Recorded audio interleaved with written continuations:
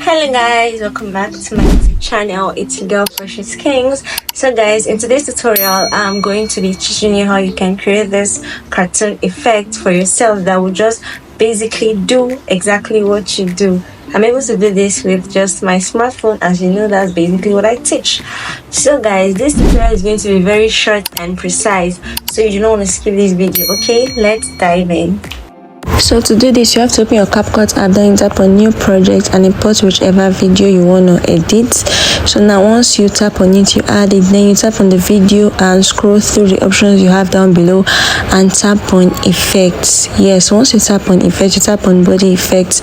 Once this loads up, you scroll through until you see image, then you tap on image, then you pick any cartoon effects you want to use and just tap on it and it will be readily applied, as you can see.